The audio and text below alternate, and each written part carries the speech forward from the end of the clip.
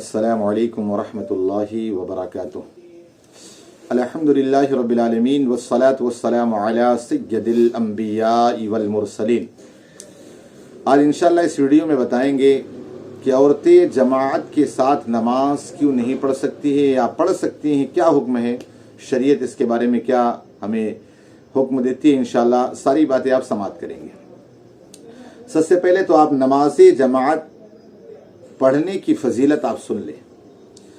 हजरत अबू हुरैरा रज़ियल्लाहु ताला अन्हु से रिवायत है, हदीस पाक का मफ़हूम बता रहा हूँ कि आक़ा करीम सल्लल्लाहु अलैहि वसल्लम इरशाद फरमाते हैं, जब बंदा अब मस्जिद में जमात से नमाज पढ़ने के लिए अपने घर से निकलता है बावजू होकर, तो अल्लाह तबारक व तआला हर कदम के बदले एक नेकी और दूसरे कदम के बदले गुनाह मिटा देता है और अल्लाह ताला उसके दर्जात को बुलंद फरमा देता है।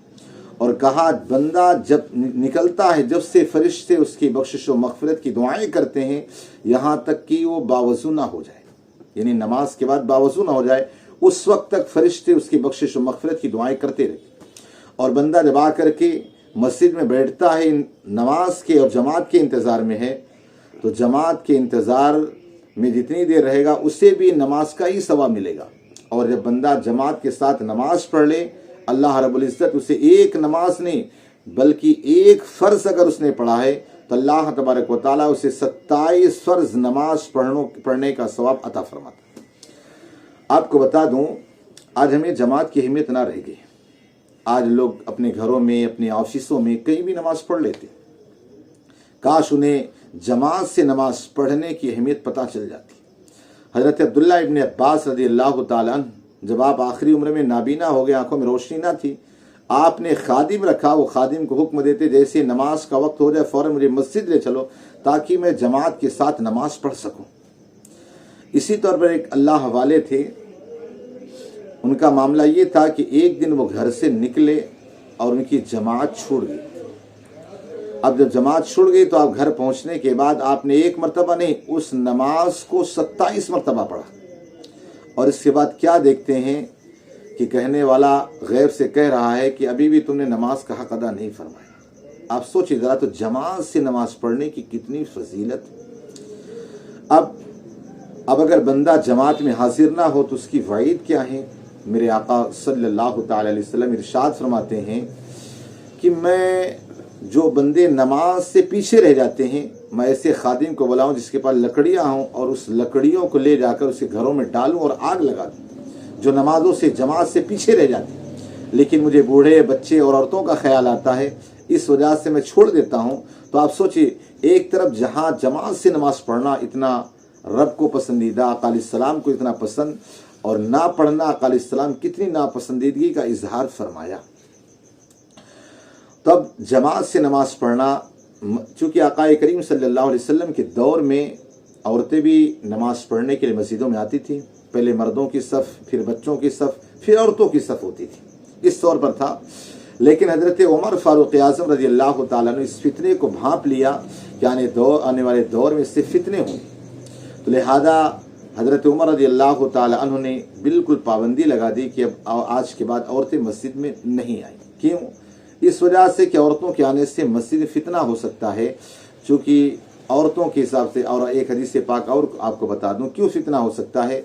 हज़रत इमाम जलालुद्दीन सुय्यती अलैहि रहमतुल्लाह रिज़वान नक़ल फरमाते हैं कि अल्लाह रब्बुल इज़्ज़त ने जब शैतान को अपनी बारगाह से भगाया तो शैतान ने इसके मौला मुझे कुछ दे ताकि मैं तेरे बंदों को बहका सकूं। अल्लाह रब्बुल इज़्ज़त ने उसके लिए बहुत सारी चीज़ें पेश की, दिखाया, लेकिन वो मुतमईन ना हुआ। लेकिन जैसे औरत का हुस्न पेश किया तो शैतान अर्ज़ करने लगा, मौला बस इसके ज़रिए से मैं तेरे बंदों को बहका दूंगा, अच्छे अच्छे वलियों की विलायत को ख़त्म कर दूंगा। आप देखें कि ये औरतों का फितना, औरतों की वजह से कितने मसाइल हो सकते हैं। तो हज़रत उमर रज़ियल्लाहु ताला अन्हु ने इस चीज़ को भांप लिया और भांपने के बाद आपने औरतों को मस्जिद में आने से, जमात से नमाज पढ़ने से मना फरमा दिया।